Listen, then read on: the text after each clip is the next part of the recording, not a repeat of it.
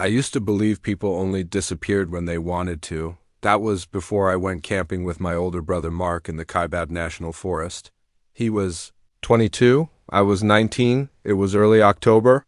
The air still held the warmth of the Arizona sun during the day, but the nights crept in cold and silent. Mark had just returned from basic training and wanted to disconnect for a bit before deciding if he'd re-enlist. I thought it was just a bro trip, some beer, some hiking and trash, talk around the campfire. But the second night changed everything. We chose a spot away from the main grounds. Mark hated the idea of hearing other people ruin the quiet.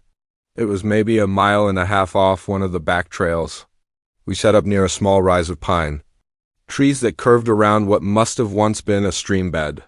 Dry now, cracked, almost like something had sucked all the water from it. There was no one around us for hours in any direction. No cell reception, no marked trail nearby, just wilderness. The first day went like any other camping trip. We pitched the tent, got a fire going, ate chili out of cans, and talked about dumb stuff like who'd win a fight between a mountain lion and a trained German shepherd. At night, the trees began to creak with the wind, and every so often you'd hear a sharp crack of a branch echo in the distance, like something big had stepped on it, probably a deer. Mark said, but I noticed something strange. Whenever the fire got low, we'd both feel it. The air would grow heavier. Not colder exactly, just dense, like breathing underwater. I didn't say anything that night. Neither did he, but the next morning, I found him outside the tent staring into the tree line with a weird, unfocused expression. His breath was fogging up in the chill, even though the sun had already broken through the clouds. "You all right?" I asked. He didn't answer right away. Just turned to me slowly and muttered, "Did you hear someone walking around last night?" "No," I said. "I heard some cracking branches." "But you said it was deer." He paused, looked back into the woods. "That didn't sound like deer." We brushed it off. Went for a short hike that day. Came back around 4 p.m. to start the fire again and boil some instant coffee. Mark had always been the practical, stoic type, but I kept catching him glancing over his shoulder, and then, just after sunset, it started. We were both sitting near the fire, sipping coffee, when we heard a very deliberate sound like someone crunching through the underbrush, not random rustling. This had rhythm, steps, heavy ones. It came from behind the tent, near that dry creek bed. Mark stood up fast, flashlight in hand, and aimed it toward the sound. "Who's there?" He called out. "Nothing. Just the wind." He scanned the light left and right. Pine needles danced in the beam. Shadows crawled along the bark. Then we heard it again, this time closer. Behind the nearest tree, a slow, dragging step. Not an animal. We stayed awake until 2 a.m., taking turns keeping watch. No more sounds after that, no wildlife either. It was dead silent. The next morning, Mark looked like he hadn't slept at all. He had dark circles under his eyes, and his hands trembled as he tried to light the fire. "You want to head back early?" I asked him. He shook his head. "No, whatever it is, it's watching us. If we start walking now, we'll just make ourselves more vulnerable. It knows we're here." Something about the way he said it made my stomach twist. He wasn't talking about a person anymore. I don't know how I knew that. I just did. Later that day, we barely spoke. Every time the wind blew, Mark turned his head, scanning the tree line. He barely ate. That night, I went to sleep before he did. I woke up sometime around 3 a.m. to the sound of the zipper, not the tent. Zipper. The backpack zipper. I sat up, heart pounding. The tent was dark. My flashlight was still tucked near my sleeping bag. "Mark?" I whispered. No response. I unzipped the tent flap and peeked outside. He was standing there, barefoot, shirtless, facing the trees. The moonlight lit up his skin in a pale silver glow. His mouth was slightly open. He looked like he was listening. "Mark." I whispered again, louder this time. He didn't move. I stepped out, grabbed his shoulder. He turned toward me slowly. His eyes were wide, pupils dilated, almost like he was in a trance. "I saw it," he whispered, "in the trees. It's not a person. It's not an animal." My mouth went dry. "What is it?" He looked at me for a long moment, then walked toward the tree line. "Where are you going?" I called. He didn't answer. He didn't come back. I waited 10 minutes. Then 20. Then a full hour. I shouted his name. Nothing. I ran in the direction he went, flashlight scanning every tree, every bush. I found nothing but the creek bed and cold silence. His footprints stopped there, like he'd vanished mid-dash step. No blood. No signs of a struggle. Just stopped. I called search and rescue from a ranger station after hiking 4 miles until my phone. Got signal. They searched for days. Brought dogs, helicopters. They never found him. They asked if he had a reason to run away. No. Did he have mental health issues? No. Did we have a fight? No. They never believed me when I said something was out there. The worst part? Sometimes I still hear the zipper sound in my sleep. That slow, metallic zzzzzzzzz, like someone just stepped out of the tent, but I never hear. Then come back in, *, we were 5 that summer, me, my cousin Ramai, his girlfriend Lacey, our friend Jordan, and my younger sister Hira. We were all between 19 and 23, fresh out of community college and looking to unplug for a while. So we planned a 3-night camping trip near Elk Ridge Trail, nestled deep in a less developed area of Colorado. It wasn't touristy, and that was part of the appeal.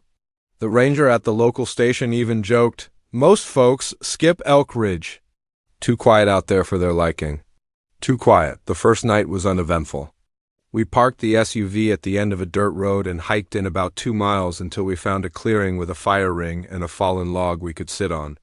The forest around us was thick old pine and fir, towering so high they seemed to fold the sky inward. The air was thin, dry, and carried the kind of silence that made you hear your own heartbeat the next morning. We hiked up to a ridge where you could look out over a massive drop. The view stretched forever, a dense green sea of treetops. We snapped photos, joked around, and headed back to camp by mid-afternoon. That's when Hira first mentioned it. I think someone followed us up there. We all stopped what we were doing. She laughed it off immediately. Probably just a deer.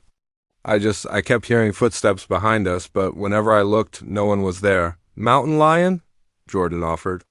They track people sometimes. Maybe, she said, but it felt human. There was a quiet pause. Then Remai trying to ease the tension, threw a pine cone at her. Next time you see Bigfoot, make sure he's got beer. But that night, I didn't laugh, because I heard it too. It was around 1 a.m. Everyone else was asleep. I had unzipped the tent just enough to smoke a cigarette outside when I heard footsteps not close. But definitely human and definitely not ours. Too heavy, too purposeful. Just wrong, they circled once, slow, deliberate, then silence. I sat.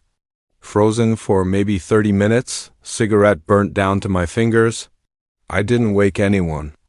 I didn't even move. When I finally zipped up and lay back down, I noticed something. Our fire had gone completely out, yet the air smelled like burnt hair. Morning came like a release. We all tried to act normal. Breakfast, water boils, light. Teasing, but it was forced. Lacey was the first to say it. Something's not right here. She said she dreamt of someone whispering her name all night from outside the tent. When she looked, there were no shadows, no outlines, just blackness and breathing. Then Jordan added something that chilled me. I woke up, middle of the night, and I swear all I could hear was someone whispering numbers over and over, like counting. But not out loud, like inside my damn ears. Ramai and I looked at each other. Then I admitted I heard someone or something walking around. We decided to pack up early and hike down by dusk, stay in a motel somewhere. Everyone agreed, except for Hira. She wanted to stay one more night. Not in an obsessive way, she just seemed disconnected from us, like she was hearing something we couldn't. She said, "I don't think it's after us." "What's it?" "Hira?" She didn't answer. By 4 p.m., we began breaking camp. Hira refused to move. She sat on that fallen log, just staring into the woods to the east, toward a gap in the trees we hadn't noticed before. A kind of corridor where the light seemed dimmer than it should have been. I don't know what came over me, but I walked over to her and shook her shoulder. It was ice cold. Her skin like touching meat left out in winter. She blinked slowly, like she'd been waking from a deep sleep. "I'm fine," she mumbled. "I just wanted to see who's going to cross." "What?" She didn't explain. We grabbed our gear. Remai slung Hira's bag over his shoulder. We all stayed close as we began hiking back. That's when we noticed the trail had changed. The markers we left bright orange tape. Our initials etched into bark, even stacked stones were gone. It wasn't just disorientation, it felt manipulated. Even the trees looked wrong, too wide, too uniform. As if someone had replaced our path with a mimic of it, we hiked for hours. No phone signal, no sunlight breaking through the trees, just shadow. Even though it was 6 p.m., it looked like twilight, and that's when we lost Hira. 1 second she was between me and Jordan. The next, gone. No sound, no scream. Not even a rustle. Just missing. Just missing. We panicked, yelled her name, searched in circles. Remai dropped his pack and tore into the woods. Calling her name like a man possessed, that's when I saw it, not far ahead. Maybe 30 feet down the corridor of trees was Hira's jacket, folded neatly on a rock. Beside it was a drawing carved into the bark of a tree. It was a tall figure too, tall, towering over a bent human shape. No face, no arms. Just darkness. I screamed for the others. We ran. We should have stayed together. We should have never come. By the time we stumbled out of the woods, it was almost midnight. We were missing 2 people. Remai never came back. And Hira? She was gone like smoke. No signs. No tracks, nothing. Just that corridor through the trees and the folded jacket. The rangers searched for days. They found nothing, not a scrap. Not a footprint. Just a broken watch, stopped at 3:17 m. It belonged to Remai. The trail near Elk Ridge has since been closed to the public. Officially, they say it's due to landslides and animal activity, but unofficially, the ranger who first joked with us, he found me in the parking lot weeks later when I returned with my parents. He didn't laugh that time. He just looked me in the eyes and said, "It takes people, not all at once. Just Ani and then another. And if you listen long enough, it tells you when you're next." I was part of a search and rescue team in Northern California, working out of the Klamath National Forest area. For context, that place is dense. It's the kind of forest where you can be 10 feet from someone and not even know they're there, that thick. My team handled missing hiker cases, the usual stuff. People wander off trails, get injured, or just plain get lost. Most of the time, we found them, sometimes alive, sometimes not. But there was one case one I never talk about unless it's late, and I've had a few drinks that still haunts me. I'm going to tell it to you straight. You can believe it or not, but I swear it happened exactly as I remember it. It was October. I remember because it had just started snowing lightly on the higher elevations. A man named Curtis Henderson, 33 years old, had gone camping alone near Indian Creek. He was supposed to be back Monday, but by Wednesday, his girlfriend called it in. We got the GPS ping from his last cell phone activity. It put him somewhere. In the Marble Mountains' rugged, isolated terrain, we set out early Thursday morning. The snow had stopped, but the air had that heavy, deadened feeling. No birds, no wind. Just that eerie silence that settles in certain corners of the woods. Like the forest is waiting for something. We split into 2 teams, 3 in mine, 2 in the other. I was with Jerry and Luann. Good people, experienced. We moved toward where Curtis's GPS had last pinged. About a 12-mile hike in, around mile 9, we found his campsite. Tent still pitched, fire pit cold but intact. His pack was still there, mostly untouched, though oddly the food had all been removed and stacked neatly beside a tree, not eaten. Just removed, like someone had taken it out and examined it all carefully. The only footprints were Curtis's. They led away from the tent and stopped abruptly, maybe 30 feet into the woods. Just stopped. No drag marks, no signs of struggle. No return prints, nothing. He had vanished into thin air. We set up trail cams, did a full grid search around the area, shouted, whistled, even used bear calls in case he'd gone feral or confused. Nothing, not a sound. That night, around 2 a.m., I woke up suddenly. Luann was sitting up, staring out into the dark. I asked if she'd heard something. She nodded, didn't say a word. Just nodded. Jerry, too, was awake. He was gripping his flashlight, eyes wide, but it wasn't on. He whispered to us. He walked right through the camp, just now. I felt my skin go cold. I scanned the perimeter with my flashlight, but saw nothing. No footprints, no movement, no Curtis. We chalked it up to stress. Long hours, adrenaline, maybe a coyote or something? But none of us really believed that the next morning. The other team radioed in. They'd found Curtis alive or something that looked like him. They brought him back to base camp. He was uninjured, hydrated, and seemed coherent, except he wouldn't speak. Not one word. Not to anyone. Just stared off into the trees like he was listening to something far away. His girlfriend came. Broke down crying when she saw him, but when she hugged him, she froze and stepped back. She told us later that he didn't smell like Curtis. She said he smelled like rotting leaves and iron. We ran all the usual medical checks. Blood pressure normal, no injuries. Vitals fine, but the weirdest thing. His fingerprints didn't match the ones from his driver's license on file. We thought it was a glitch. Ran it again. Same result, but his face? It was him. Same cheek scar from when he fell as a kid, same eye color. Even a birthmark on his neck. Everyone said it was Curtis, but then things got stranger. Curtis was released after 3 days of observation. He still hadn't spoken a word, just nodded or shook his head. His girlfriend took him home. But by the second night, she called the police. She said he stood over her bed all night, didn't move. Didn't blink, just stood there. When she asked what he was doing, he tilted his head slowly and whispered, listening. That was the first word he'd spoken since he was found. She said she tried to leave, but he blocked the door and said, "They said not yet." She ran to the bathroom, locked herself in, and called 911. By the time officers arrived, Curtis was sitting calmly on the couch, watching static on the TV. He let them take him without resistance. But he kept repeating the same phrase, "I'm not done being him yet." He was institutionalized for mental evaluation. I tried to visit for closure, I guess, but I wasn't family, so they didn't let me in. Still, I ran into one of the nurses at a bar a few weeks later. She didn't know the whole story, but told me something I still think about.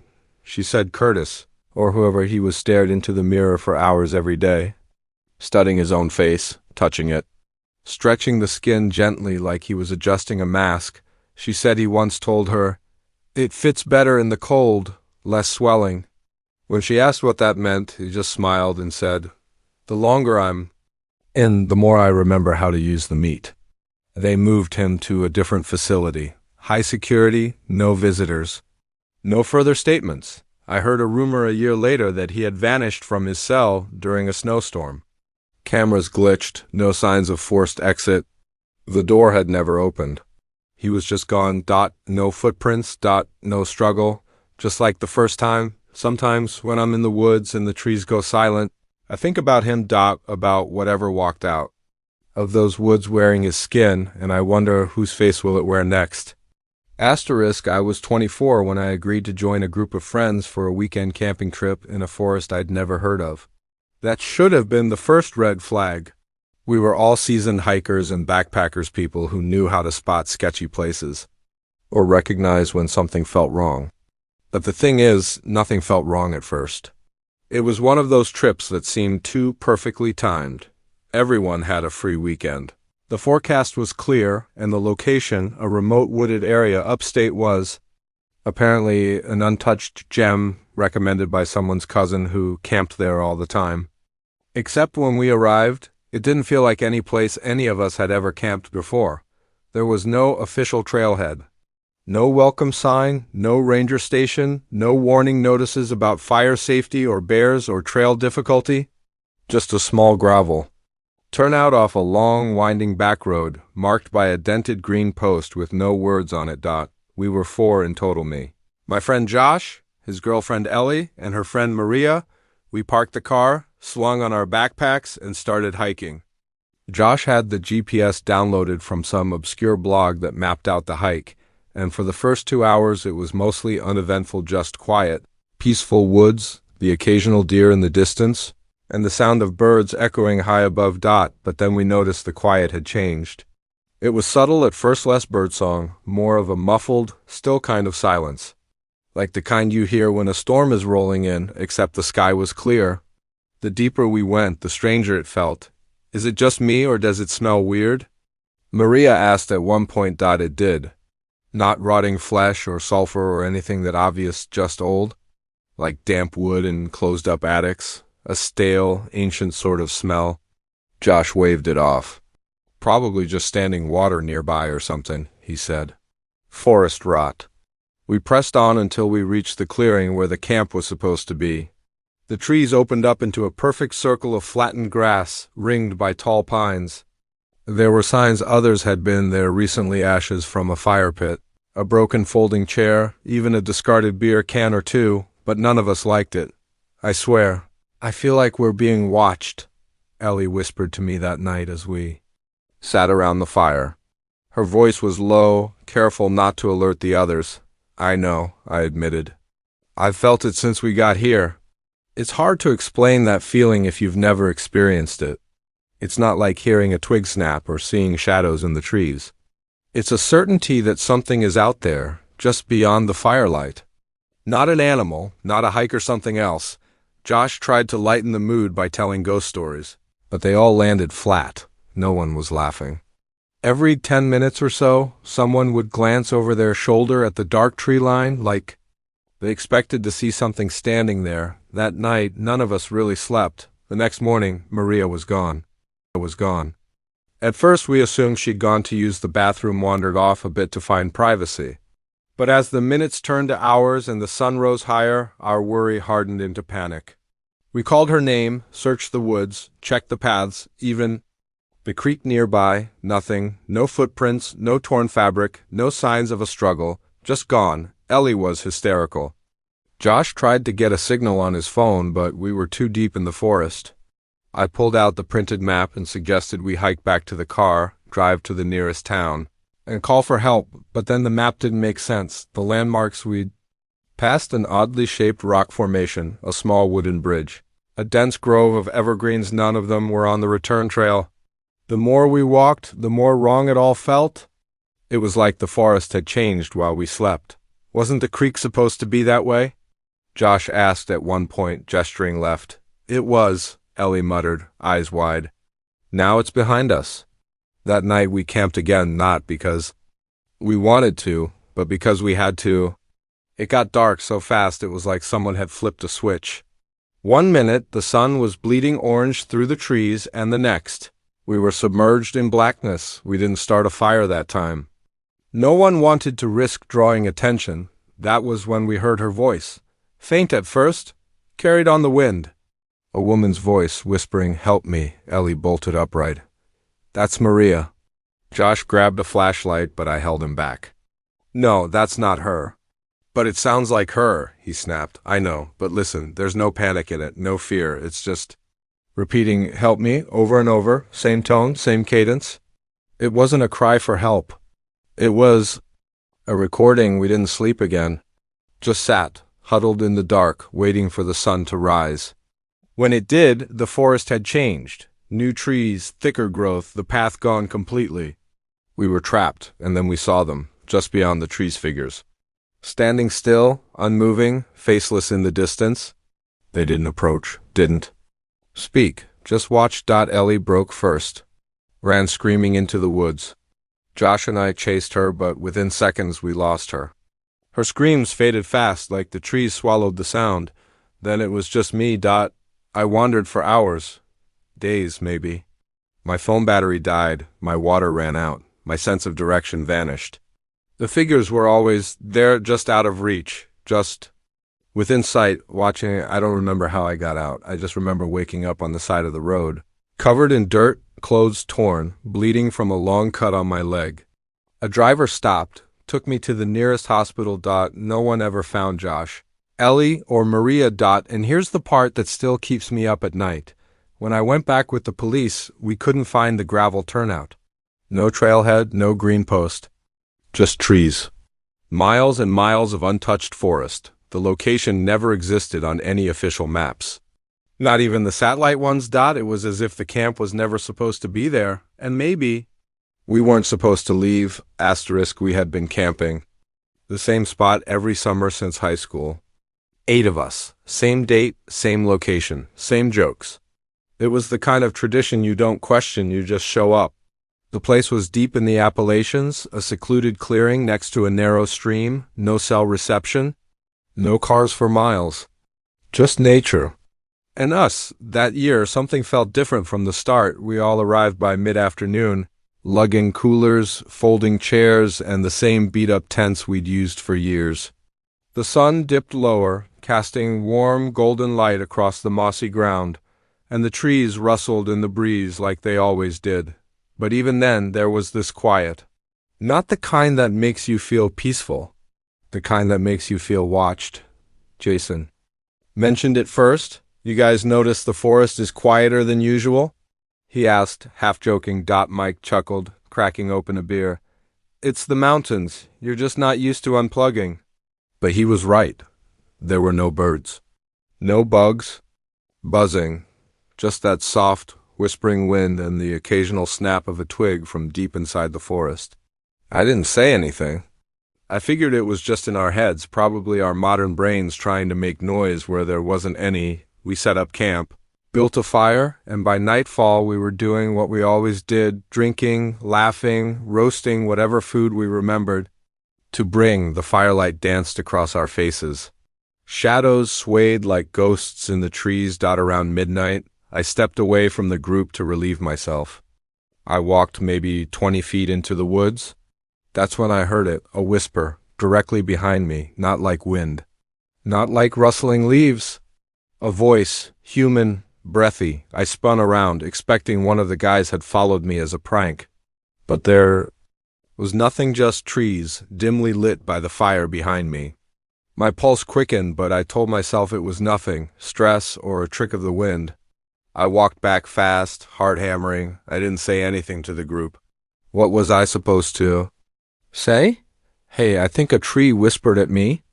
But I wasn't the only one. The next morning, Jeanne looked pale. Her usual energy was gone. She kept glancing at the woods like something was going to crawl out of them. You okay? I asked her quietly while the others made breakfast. She nodded. Too quickly. Did you hear anything last night? That stopped me cold. Like what? Voices, she whispered, eyes fixed on the trees. Behind the tent. I thought maybe it was you guys, but it wasn't talking.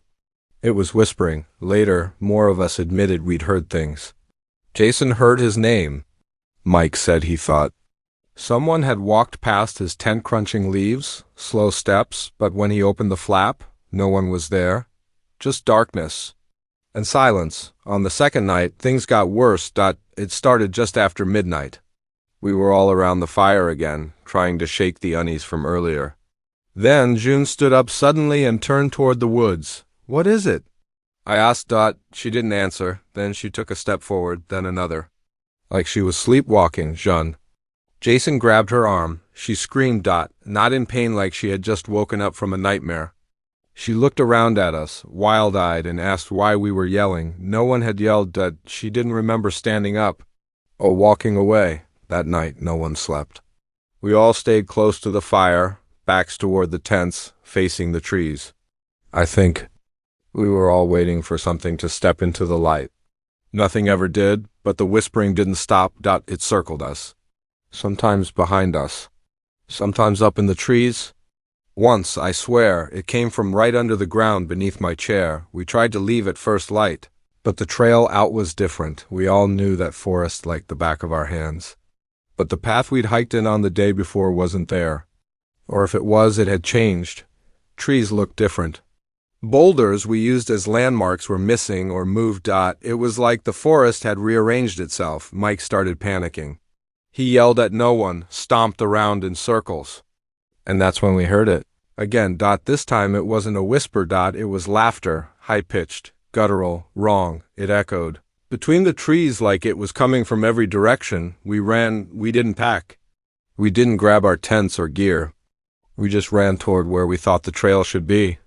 It felt like hours. The trees got thicker, the sunlight dimmer, the air heavier, and the whispering never stopped. It followed us, just beyond the reach of our breath. Sometimes it sounded like someone we knew. I heard my mother's voice once. June heard her brother. Jason swore someone whispered, "Don't leave me," in his own voice. Eventually, somehow, we broke through the tree line. We stumbled onto the gravel road where our cars were parked. Everything looked normal again, except for one thing. There were only 7 of us. Mike was gone. We waited. We shouted, we debated going back in, but no one moved. The forest felt closed, like it had taken something or someone, and it was done now. We filed a report. Search teams went in, dogs, drones, volunteers. Nothing. No trace of Mike, no clothes, no gear, not even a boot print. Just the empty clearing and our abandoned tents. Weeks later, I got a package in the mail. No return address. Inside was a voice recorder, one of those small, handheld ones Mike always used to bring on trips. We figured he used it to record nature. Sounds, or maybe audio notes for a podcast he never made. I played it. The first few minutes were what you'd expect: laughter, fire crackling, our voices. Then static. Then whispering. Then Mike's voice, shaking. "If anyone finds this, I don't know where I am. I don't know what this place is. The trees, they move when I'm not looking." The whispers keep getting louder. I think one of them looks like May. More static. Then silence, then a voice, his voice. "Accept." Not. Slower, hollow. "I found a way out. Come find me."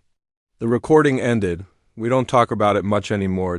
No one's gone camping since, but sometimes late at night, I'll get a call. No ID, just static. And every once in a while, if I listen closely, I swear I can hear him whispering my name. My name.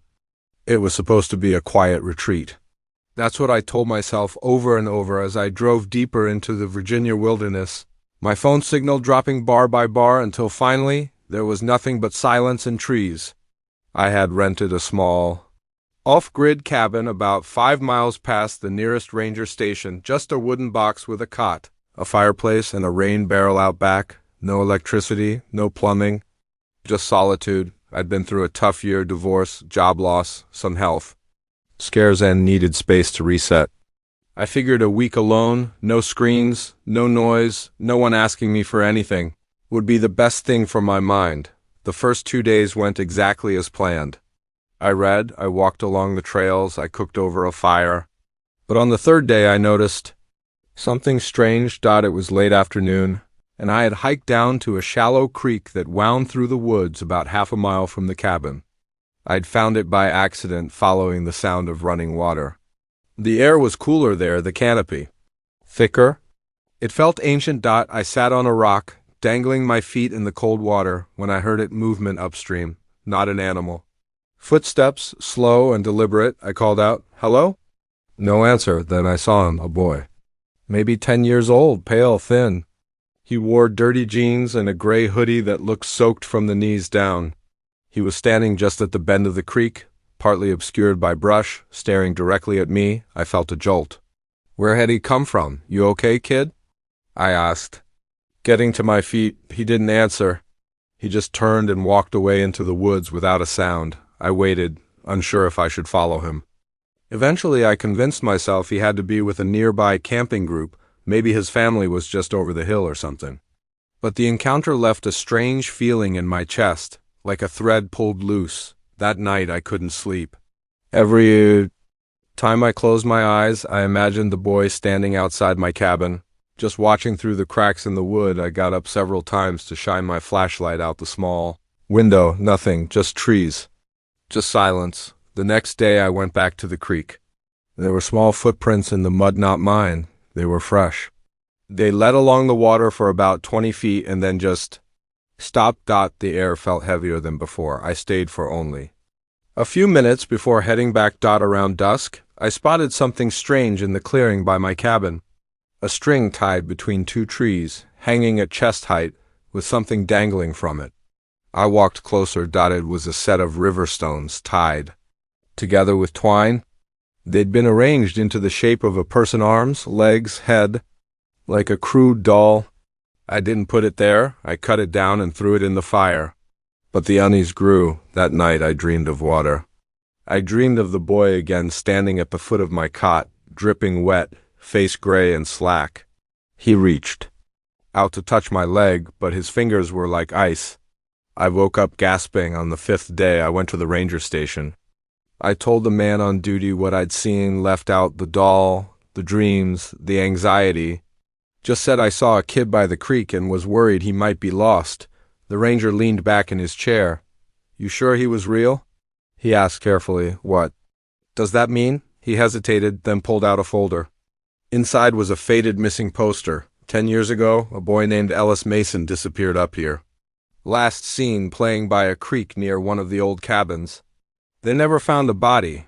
Locals talk about him sometimes. Say they see him walking the woods. I stared at the photo. Same hoodie. Same pale face. Just stories, of course, the ranger added quickly. But folks say if you see him, you shouldn't talk to him. You shouldn't follow him. And whatever you do, don't take anything he leaves behind. I told the ranger about the doll, my voice almost cracking. He went still. You burned it? I nodded. He didn't say a word for a long moment. Then he told me to pack up and leave now. You've stayed too long. This place, it remembers people. That night I packed by lantern light. But just before I zipped up my backpack, I noticed the air shift. It got damp, cold, my breath fogged in. Front of me, then I heard the water. Not just a trickle. A rushing, surging sound like the creek had swelled tenfold. I opened the cabin door and saw him standing there. Ellis. He was drenched. His clothes clinging to him, eyes black and bottomless. He opened his mouth and water spilled out. Not words. Just water. I slammed the door shut and didn't sleep. By morning, the woods were quiet again. I left without looking back. I checked online weeks later. Ellis Mason's case was still unsolved. No new updates. No sightings, nothing. But I can still hear the water sometimes when I close my eyes. Running. Closer. Getting louder. And I wonder if that boy ever really wanted to be found, or if he's still out there, waiting for someone else to sit by his creek alone, like I did. Asterisk, I used to be one of those guys who laughed off horror stories, you know? The kind that scoffs at campfire tales and insists that logic always wins out. I worked in environmental studies, spent a lot of time alone in the woods for research, and I always thought fear was just a symptom of being unfamiliar with your surroundings. That was until the trip we took to Grady Lake. There were four of us, myself, Marcus, my colleague, and friend his cousin Deshaun, and Deshaun's girlfriend, Camila. We were supposed to be collecting soil and water samples around a series of remote lakes in southern Oregon for a joint university project. Grady Lake was one of the last stops and the most isolated one. The strange thing was none of us had heard of it before. It wasn't on Google Maps or any official hiking guides. But one of our professors gave us a printed topographic map with the location circled in red. Not many people go there, he said, but it'll give you clean, untouched data. We should have known something was off just from that. The trail leading there was barely a trail at all. Just a narrow, overgrown path through tall pines and sickly-looking birch trees that didn't sway even when the wind picked up. It took us nearly 2 days of hiking, and by the time we got there, all four of us were exhausted and a little irritable. Grady. Lake itself was wrong. That's the only way I can put it. It was almost perfectly circular, ringed by trees that leaned in slightly, like they were eavesdropping on the water. The surface of the lake didn't ripple, even when Deshaun tossed. A rock in, the splash echoed too long, like it was falling through a tunnel. We set up camp anyway. We were scientists, right? Professionals. None of us said it, but we all felt it, that sense of being watched, of something just out of view. That first night, I had the worst dream of my life. I was standing at the edge of the lake, and something was beneath the water, slowly rising. I couldn't see it clearly, just its shape, like a figure with arms too long and a head that barely broke the surface. It didn't make a sound, but I felt this enormous pressure in my chest, like I wasn't supposed to see it. Like I had trespassed into a place meant to be forgotten. I woke up gasping and drenched in sweat. Marcus was sitting up too, staring at me. Did you see it? He whispered. What? I asked. The thing in the lake? He had the same dream. So did Camila. We all described the same entity, the same unnatural quiet, the same sensation of choking dread. The only one who didn't mention it was Deshaun. He looked pale but shrugged it off. Y'all let this place get in your head, you're imagining things. But even he started acting strange. He kept looking out at the lake like he was listening to something the rest of us couldn't hear. That day we avoided the lake. Spent time in the woods taking samples and measurements, trying to pretend we hadn't all shared the same nightmare. By sunset, we were exhausted and uneasy. Cam suggested we pack up and leave first thing in the morning. Marcus agreed. I did too. But that night something changed. I woke up to the sound of footsteps outside my tent. Slow, deliberate. I sat up and unzipped the flap. Nothing, just the cold forest and the lake. Still as ever. Then I saw Deshaun standing at the edge of the water. At first, I thought he was just taking a leak or something, but then I saw him take a step into the lake. Then another. Fully clothed, I ran toward him, calling his name. He didn't turn around. He just kept walking until the water reached his shoulders, then his neck, then his mouth. He didn't flail or struggle, he just vanished. I dove in after him. The water was shockingly cold, so cold it felt electric. I swam to where I last saw him, but the lake was deeper than it looked, and I couldn't see more than a foot in front of me. Then something brushed past my leg. Something large and smooth, but not fish-like. I scrambled out, choking and shivering. Marcus and Camila were there now, panicked and asking what happened. I told them. Marcus wanted to leave immediately, but Camila refused. She thought maybe Deshaun had gotten confused, wandered into the woods instead of the lake, but I knew. He was gone. We stayed together in one tent that night. None of us slept. The next morning, Marcus was gone too. No sign of struggle. His boots and bag were still there, but he was just gone. Camila was hysterical. I tried to stay calm, but I could feel something cracking inside me. The sense of dread was constant now, like a weight behind my eyes. We searched all day. No trail. No footprints, no blood, just forest. Just silence. As dusk fell, I saw movement by the water. It was Marcus. He was standing there, waist deep, his head bowed. I ran toward him, calling out. He looked up. It wasn't Marcus. It looked like him, but his eyes were all wrong, empty, like dark marbles pressed into his face. His skin was grayish, tight, and bloated in places like he'd been submerged for days. Then, with this unnatural lurch, he turned and walked back. Into the water. Camila grabbed my arm and screamed for us to run. We didn't sleep that night either. Just waited for dawn, clinging to what little sanity we had left. But when morning came, Camila was gone too. No sound. No scream, nothing. I was alone. I don't remember how long I stayed there. Maybe a day. Maybe more. Time didn't feel real anymore. I kept seeing them, my friends standing at the edge of the water at different times. Always watching me. Never speaking. Sometimes I'd hear my name whispered in the trees, but no one was ever there. Eventually, I just started walking. I left everything behind, my gear, my samples, my tent. I just walked. I must have stumbled onto a ranger trail, because days later I ended up at a cabin. I collapsed on the porch, half mad with hunger and exposure. They airlifted me out. When I told the authorities, they searched the lake, but they didn't find anything. No bodies, no belongings. It was like my friends had never existed. Even the professor who gave us the map claimed he didn't remember Grady Lake at all. Sighed he never gave us any special assignment. When I showed him the map, he swore it wasn't his handwriting. But here's the worst part. A few nights ago, I had the dream again. The figure in the lake. Only this time, I wasn't on the shore, I was under the water, and I wasn't alone.